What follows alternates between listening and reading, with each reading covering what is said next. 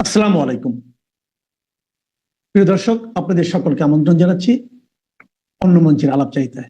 আসসালামু আলাইকুম রহমতুল্লাহি ওবরকাতুহু। সম্মানিত দর্শক, আজকের এই ভিডিওতে ধানমন্ডির ৩২ নম্বর নিয়ে কথা বলবো। ৩২ নম্বর কোনো ইতিহাস নয়, কিংবা কিভাবে এই বাড়িটি হলো, এই বাড়িতে কারা থাকতেন, এ সমস্ত কিছু না বলে এখন ৩২ নম্বর যে অবস্থায় আছে, বাড়িটি ভেঙে ফেলা হয়েছে, ধ্বংসস্তূপ, এবং এই বাড়িটিকে অপমান করার জন্য সেখানে ময়লা এবং আবর্জনার যে স্তূপ তৈরি করা হয়েছে এবং সেখানে নানা রকম ফ্যান্টাসি করে বঙ্গবন্ধু এবং তার পরিবার এবং ৩২ নম্বর ইতিহাস, মহান মুক্তিযুদ্ধ, সবগুলোকে ডাস্টবিনে নিক্ষেপ করার জন্য যে মাস্টার প্ল্যান হচ্ছে, আসলে সেটা কতটা সম্ভব এবং কতটা সফলতা পেয়েছে বা বিফলতা পেয়েছে, এই বিষয়গুলো নিয়ে আমি কথা বলবো। কিন্তু তার আগে আপনাদেরকে একটা জিনিস স্পষ্ট করতে চাই। বাংলাদেশের মানুষের যে রাজনীতির যে আবেগ, প্রেম এবং ভালোবাসা কিভাবে আসে, এই বিষয়গুলো যদি না বুঝেন তাহলে ৩২ নম্বরের যে ইতিহাস, সেই ইতিহাসটা আপনি কখনো অনুধাবন করতে পারবেন না। বোঝার চেষ্টা করুন, বাংলাদেশে ৩২ নম্বর রোড বা সড়ক, বঙ্গবন্ধুর বাড়ি, এরকম একটা দ্বিতীয় যে প্লেস, এটা বাংলাদেশে আসলে ইতিপূর্বে কখনো ঘটেনি। একটা সময় প্রায় কয়েকশো বছর ধরে ঢাকার নবাবদের কতগুলো ভবন ছিল, যেমন ঢাকা নবাব বাড়ি, তারপর আহসান মঞ্জিল যেটিকে বলা হয় সেটি, তারপর বঙ্গভবন, এটা একটা সময় যে বালাখানা ছিল এবং হিরাঝিল প্রাসাদ হিসেবে পরিচিত ছিল। এরপর ঢাকা বিশ্ববিদ্যালয়ের যে মধুর ক্যান্টিন, এখানে একটা বালাখানা ছিল। এরকম তো সেই দিক থেকে এই শহরে, এই দেশে, এই জনপথে হাজার হাজার জমিদার বাড়ি, হাজার হাজার রাজপ্রাসাদ, ইনক্লুডিং লালবাগ কেল্লা, বহু স্থাপনা এখনো পর্যন্ত আছে। সোনারগাঁয়ের লোকশিল্প জাদুঘর, যেটা একসময় ইশাখা রাজধানী ছিল। তার আগে বহু শত বছর সেই স্বাধীন বাংলার যে সুলতানি আমল, তখন সেই সুলতানি আমলে বেশ কয়েকটি রাজধানী গড়ে উঠেছিল। পুন্ড্রবর্ধন বগুড়ার, মহেস্থানগড়, চাঁপাইনবাবগঞ্জে সেই উত্তরবঙ্গে আলাউদ্দিন হোসেন শাহীর যে হোসেন শাহী রাজবংশ, এবং ইলিয়াস শাহী রাজবংশ, এটা সোনারগাঁকে কেন্দ্র করে। কিন্তু কোন একটি বিশেষ ভবন এভাবে বা একটি রাস্তা এভাবে ৩২ নম্বর এরকম নম্বর যুক্ত মানে কোনো কিছু হয়নি, ইতিপূর্বে কখনো হয়নি। এখন অনেকে হয়তো বলতে পারবেন যে তখন তো এরকম যুগ ছিল না, কিন্তু নম্বর ছিল সব সময়টাতে। যেমন লালকেল্লা প্রতিষ্ঠিত হয়ে আছে, আগ্রা ফোর্ট, তারপরে ধরুন কুতুব মিনার, এই জিনিসগুলোর সঙ্গে ইতিহাস, ঐতিহ্য, তাজমহল, ঠিক তদ্রূপ বাংলাদেশে এই ৩২ নম্বর নামটি, এর সঙ্গে কি রাস্তা, এর সঙ্গে কি ডাস্টবিন, এর সঙ্গে নাকি বাড়ি, ইট ডাজ নট মিন ৩২ নম্বর বলার সঙ্গে সঙ্গে কেমন যেন একটা নস্টালজিয়া চলে আসে। কারো কারো নিকট এটা আতঙ্কের বিষয় হয়ে যায়, কারো কারো নিকট প্রেম এবং ভালোবাসার বিষয় হয়ে যায়। এটা কেন? কেন এই ৩২ নম্বর নিয়ে আমাদের যা কিছু হয় সেটা নিয়ে কেন আহসান মঞ্জিল নিয়ে আমাদের আবেগ হয় না? কিংবা ধরুন সেই বঙ্গভবন নিয়ে ওটা হয় না, গণভবন নিয়ে ওটা হয় না, কেন ৩২ নম্বর নিয়ে কেন এরকম হয়? তো এই বিষয়টা নিয়ে আলোচনা করব। কিন্তু আলোচনা করার আগে আমাদের দেশের যে তথাকথিত রাজনীতি, সেই রাজনীতির মূল ব্যাপার হলো আমরা বিএনপি, আওয়ামী লীগ যে দল করি, প্রথমত বাবা দাদা ১৪ গোষ্ঠী যে দল করে আসছে, ইন জেনারেল সেই দলগুলোই বেশিরভাগ মানুষ করে। কলেজ বিশ্ববিদ্যালয়ে এসে অনেকে সিদ্ধান্ত পরিবর্তন করে যে সেইখানে ছাত্র যে ছাত্র সংগঠনটি শক্তিশালী, ওটা দ্বারা আকৃষ্ট হয়ে যায়। ফলে রাজশাহী বিশ্ববিদ্যালয়ে ভর্তি হয়ে অনেক আওয়ামী পরিবারের সন্তান ছাত্র শিবির দ্বারা আকৃষ্ট হয়েছে। আবার ছাত্র শিবির মানে জামাতের অনেক ছেলেমেয়ে, মানে জামাত করে এরকম পরিবারের ছেলেমেয়ে ঢাকা কলেজে ৮০-র দশকে এসে বা ঢাকা বিশ্ববিদ্যালয়ে ৮০-র দশকে এসে তারা ছাত্র দলে অন্তর্ভুক্ত হয়েছে। ইন জেনারেল এটা হলো হেরোইজমের ক্ষেত্রে, অর্থাৎ যেখানে যে দলটি খুব শক্তিশালী থাকে সেখানে জনমত সেই দলের পক্ষে চলে যায়। কিন্তু এর বাইরে কিছু ঘটনা ঘটে। যেমন ধরুন, আমি যখন ঢাকা কলেজে ভর্তি হলাম তখন নেহরু বাবলুর যুগ, মানে নিরু, সানাল হক নিরু, বাবলু, মানে তাদের কারণে ছাত্র দলের একটা রমরমা অবস্থা। তখন ছাত্রদল করা মানেই এখন শাহরুখ খান হওয়া যেরকম একটা মানুষের জন্য খুব একটা, যাকে বলা হয়, রোমাঞ্চের বিষয়। শাহরুখ খান হওয়া মানে একটা অ্যাডভেঞ্চারের বিষয়। ঠিক তদ্রুপ সেই যে নীরু বাবলুর যে জমানা, সেই জমানাতে ঢাকা বিশ্ববিদ্যালয় বা ঢাকা কলেজে ছাত্রদলের একজন নেতা হওয়া, এটা ঠিক ওইরকমই একটা অ্যাডভেঞ্চারের বিষয় ছিল। ওইরকম একটা সেলিব্রিটির বিষয় ছিল যে আমি ছাত্রদলের ঢাকা কলেজের নেতা। তা আমার যেহেতু বংশটা, পরিবারের যারা লোকজন আছে তারা সবসময় আওয়ামী লীগ করতেন। আর আমি যে এলাকাতে জন্ম নিয়েছি ওখানে আওয়ামী লীগ ছাড়া আসলে কোনো অনেক কোনো রাজনৈতিক দলই নেই। ফরিদপুর জেলাতে সদরপুরে, আবার পরিবর্তিত বেড়ে উঠেছি পটুয়াখালী জেলার গলাচিপাতে, এখানে আসলে আওয়ামী লীগ এখন পর্যন্ত একতরফা। তো সেখানে আমার মন এবং মননে কোনো রকম আদর্শ চিন্তা চেতনা ছাড়াই একটা সংস্কার আওয়ামী লীগ। কিন্তু ঢাকা কলেজে এসে যে ছাত্রদলের যে রমরমা অবস্থা, তো সেখানে ছাত্রলীগ যারা করে তাদের সাথে যোগাযোগ করা, তাদের কাছে যাওয়া বা ওই দল করা, এর মধ্যে আমি কিছুই দেখতে পাচ্ছি না, কোনো আগ্রহই আমার তৈরি হচ্ছে না। আমার খালি বারবার ওই ছাত্রদলের মিছিল দেখলে আমার মাথা খারাপ হয়ে যেত। আমি কখনো মিছিল অংশগ্রহণ করিনি, কিন্তু দূর থেকে আমার মনে হতো বিশাল বিশাল মিছিল, সেখানে একটু যাই, হাঁটি, একটু ভাবসাব দেখাই, এরকম তারুণ্য।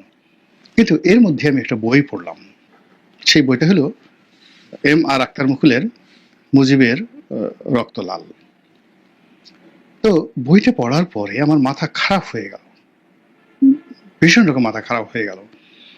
বঙ্গবন্ধু সম্পর্কে, আওয়ামী লীগ সম্পর্কে আমার যেটা আবেগ, আমার যেটা অনুভূতি, আর আমার যেটা আফসোস, আমি দিন রাত শুধু ভাবি ইতিহাস কেন এমন হয়, মুজিবের রক্ত এভাবে কেন লাল হলো, এভাবে কেন 32 নম্বর রক্তাক্ত হলো। আমি এই প্রথম নিজে নিজে আপন মনে 32 নম্বর দেখতে গেলাম। আমার এর আগে 32 নম্বর নিয়ে কোনো ভাবনা ছিল না, দেখতে গেলাম, আবেগ তাড়িত হলাম।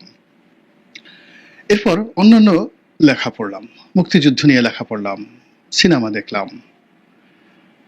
ফলে কি হলো, ওই যে নিষ্প্রভ একটা সময় যখন ছাত্রলীগের কোনো রকম আবেগ ছিল না, অনুভূতি ছিল না, তারপরে আকর্ষণ ছিল না, ঠিক সেই সময়টাতে ছাত্রলীগ করা শুরু করলাম।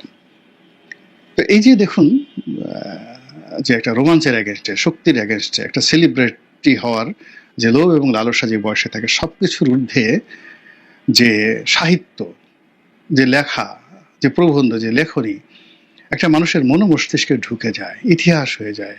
ঠিক তদ্রুপ আমাদের এই দেশে 32 নম্বর নিয়ে, আওয়ামী লীগ নিয়ে, মুক্তিযুদ্ধ নিয়ে, বঙ্গবন্ধু নিয়ে যে কাজ হয়েছে, গান হয়েছে, কবিতা হয়েছে, গল্প হয়েছে, যা কিনা মানুষের শরীরে, মনে হাতুড়ি দিয়ে পিটিয়ে পিটিয়ে যদি কোনো কিছু প্লান্টেশন করা হয়, অর্থাৎ একজনের মাথায় যদি সেই গজাল বা তার কাটা ঢুকিয়ে দেওয়া হয়, যে কোনো একটা আদর্শের হাতুড়ি দিয়ে পিটিয়ে পিটিয়ে, ওটা ও মানুষ জীবিত অবস্থায় যেভাবে ভুলতে পারে না, তদ্রুপ কোনো একটা মানুষ যদি গান দ্বারা, কবিতা দ্বারা, শিল্প দ্বারা, সাহিত্য দ্বারা, ইতিহাস দ্বারা অনুপ্রাণিত হয়, আপনি তাকে কবর দিয়ে ফেলবেন, বুলডোজার দিয়ে মেরে ফেলবেন, কিন্তু ওখান থেকে সে ওই তার আদর্শের কথা বলতে থাকবে।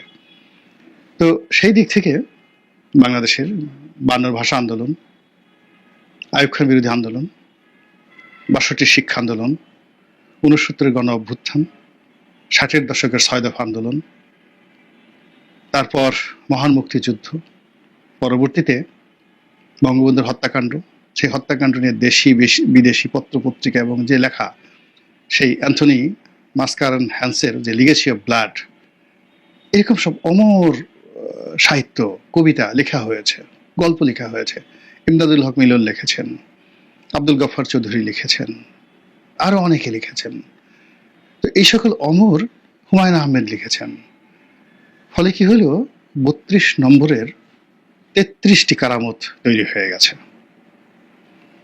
এখন সেই যে 33টি কারামত তৈরি হয়ে গেছে, 33টি ফ্যাকরা তৈরি হয়ে গেছে, 33টি ফ্যাসাদ তৈরি হয়ে গেছে।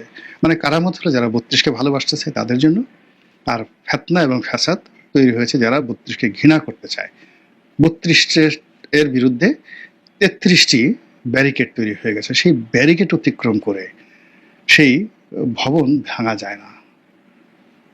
এইবার 2025 সনের 15ই আগস্টে যে ঘটনা ঘটল, এই বাড়ি পাহারা দেওয়ার জন্য, এই বাড়িতে যে জনস্রোত রয়েছে, সেই জনস্রোত বন্ধ করার জন্য সমস্ত রাষ্ট্রশক্তি, রাজনৈতিক শক্তি একত্রে মিলে যা কিছু করলো, তাতে করে 32 নম্বরের যে ইতিহাস এবং ঐতিহ্য বেড়ে গেল। এখন 32কে নিয়ে যে সাহিত্য রয়েছে, যে কল্পনা রয়েছে, 32কে নিয়ে যে সংস্কৃতি রয়েছে, যে সুর রয়েছে, যে তাল রয়েছে, যে ইতিহাস রয়েছে, আপনি দেখুন ওই 32 নম্বরে একজন মানুষ বসবাস করতেন, বঙ্গবন্ধু শেখ মুজিবুর রহমান। তার একটা পরিবার আছে, একজন স্ত্রী ছিলেন, তার কয়েকজন শিশু সন্তান ছিলেন, খুব সাধারণ নাম, জামাল, কামাল, রাসেল, হাসিনা, রেহানা, আবহমান বাংলার একেবারে সাধারণ নাম। মাঠে ঘাটে হাসিনা, রেহানা, মাঠে ঘাটে কামাল, জামাল, মাঠে ঘাটে। মানে আমরা যে ছোটকালে গান শুনতাম, আমার জামাল সামাল, মানে এই জামাল সেই জামাল নয়, কিন্তু নামগুলোর সাথে কেমন যেন একটা মানে যাকে বলা হয় উন্মাদনা রয়েছে, মাদকতা রয়েছে, মাটির গন্ধ রয়েছে। তারপরে ওই যে ঘর, ওই ঘরটা, প্রত্যেকটা রুম, বাথরুম, প্রত্যেকটা রান্নাঘর, প্রত্যেকটা ফার্নিচার এদেশের মানুষের মুখস্থ। এগুলোর চিত্র আঁকা হয়েছে, এগুলোর ছবি আঁকা হয়েছে, এগুলো নিয়ে গান রচনা করা হয়েছে, এগুলো নিয়ে চলচ্চিত্র তৈরি করা হয়েছে, এবং সেগুলো কোটি কোটি মানুষের হৃদয়ে, মন এবং মস্তিষ্কে গেড়ে গেছে। ওই ভবনে সামনে পুলিশ দায়িত্ব পালন করেছে, সেই পুলিশের ছবি আছে। ওই পুলিশকে ধরে নিয়ে একজন রাজপুরুষ লুঙ্গি পরে খাবার সময় তার মনে হলো যে তার পুলিশটি না খেয়ে আছে, তো সেই পুলিশটিকে সে নিজে দোতলা থেকে নেমে সেই পুলিশটিকে জোর করে ধরে নিয়ে নিজের টেবিলে একসাথে তাকে খাইয়েছে। আচ্ছা বলেন তো, সেই যে ছবিটা, সেই ছবি কি বিএনপি দেখাতে পারবে? জিয়াউর রহমানের সাথে কারো ছবি এরশাদ দেখাতে পারবে? জামাতের আমির গোলাম আজমের সঙ্গে এরকম একটি ছবি কেউ দেখাতে পারবে? আর এই ছবির যে আবেগ, সেটা কিভাবে আপনি তাড়াবেন বলেন তো? এখানে রাজনীতিবিদরা গেছেন, অবাক হয়ে ইতিহাস রচিত হয়ে গেছে। বঙ্গবন্ধুর সঙ্গে যারা মানে লড়াই করেছেন, সংগ্রাম করেছেন, বিরুদ্ধ মতে গেছেন, ধরেন লেখাপড়া যে তাকে বলা হয় সে সরওয়ার্দীর বডিগার্ড, লেখাপড়া জানতো না, কিন্তু আবুল মুসর আহমেদকে আপনি লেখাপড়া হীন একজন মানুষ বলতে পারবেন? সেখানে বঙ্গবন্ধু নামে পাগল ছিল বলেন তো? আচ্ছা, সালাউদ্দিন কাদের চৌধুরী, তাদের যে ব্লু ব্লাড, কিংবা ধরুন আকমল ইবনে ইউসুফ, কামাল ইবনে ইউসুফ, তাদের বাবা মোহন মিয়া, তাদেরকে আপনি কি বলবেন? ইত্তেফাকে অবজারভারের হামিদুর রহমান চৌধুরীকে আপনি কি বলবেন? আচ্ছা, খানে সবুর, শাহজিজুর রহমান, তাদেরকে আপনি কি বলবেন? এই লোকগুলো কেন বঙ্গবন্ধুর প্রশংসা করছে, তার নেতৃত্ব মেনে নিচ্ছে? মানে ডক্টর কামালকে আপনি কি বলবেন বলেন তো? ডক্টর কামালকে যে ছ্যাঁচা দেওয়া হয়েছে আওয়ামী লীগের পক্ষ থেকে একাধিকবার, এবং সর্বশেষ 18-র নির্বাচনের সময় তাকে লাঞ্ছিত করা হয়েছে, মারধর করা হয়েছে, তাকে দল থেকে বের করে দেওয়া হয়েছে।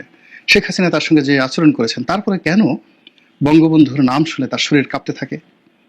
কেন এই মানুষটি, সে তো মানে যদি জ্ঞান বলেন, গরিমা বলেন, শিক্ষা দীক্ষা বলেন, তাহলে এখনো পাক ভারত উপমহাদেশে ডক্টর কামাল, অধ্যাপক রেহমান সুবাহান, কবি সুফিয়া কামাল, কবি আল মাহমুদ, কবি শামসুর রহমান, আপনি কি এদের পর্যায়ে লোক পাবেন বলেন তো? এই লোকগুলো কেন বঙ্গবন্ধু নামে পাগল হচ্ছে? তারা কি সবাই গোলাম মোল্লা রনি, পিনাকি, বা এই যে আমরা যারা ইউটিউব করি, আমাদের পর্যায়ের লোক? বলেন তো তারা কেন পাগলামো করছে? বঙ্গবন্ধুর সাথে বের হয়ে এসে যুদ্ধ করেছে আসম আব্দুর রব, শাহজাহান সিরাজ, তো তারা কেন বঙ্গবন্ধুর জন্য কান্নাকাটি করে? হাসানুল্লাহ কিনু কেন কাঁদে?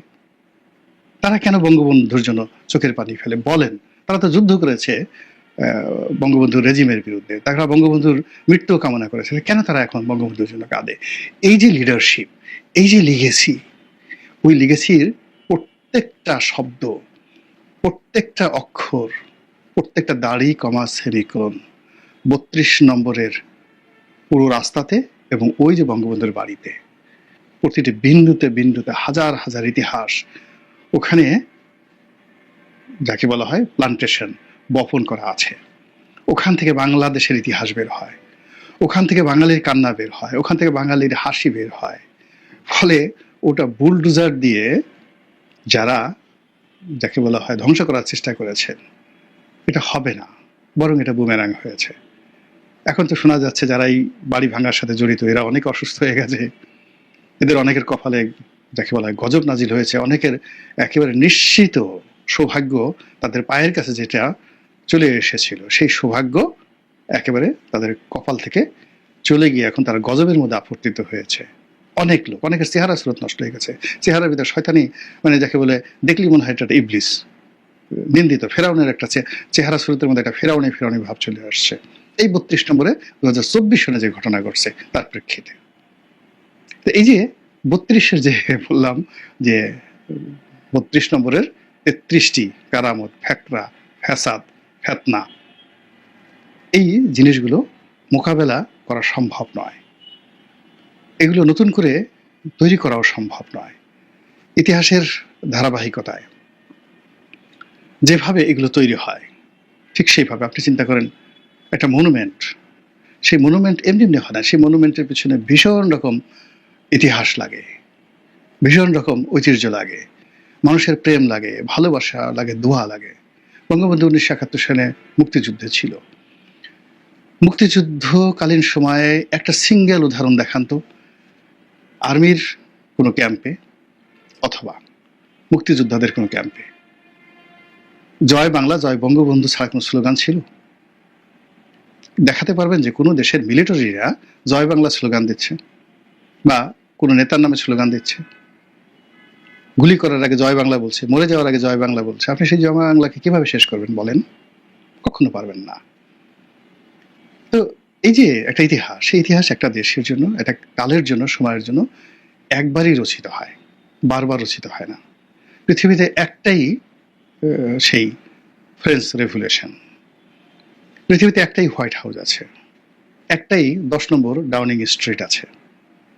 এর বাইরে 10 নম্বর আর হয়নি, 10 নম্বর হাজার হাজার 10 আছে, crore crore billion billion trillion trillion 10 আছে, কিন্তু 10 নম্বর ডাউনিং স্ট্রিট একটাই আছে। তো সেই দিক থেকে এই বাংলায়, শুধু এই বাংলা নয়, বাংলা, বিহার, উড়িষ্যায় 32 নম্বর একটাই আছে। ফলে এই 32 নম্বর নিয়ে যা কিছু তিলেস্মাতি হচ্ছে এটা শেষ হবে না, বরং বাড়তে থাকবে। মহান আল্লাহ আমাদের সবাইকে হেদায়েত দান করুন এবং হেফাজত করুন। আসসালামু আলাইকুম ওয়া রাহমাতুল্লাহি ওয়া বারাকাতুহু।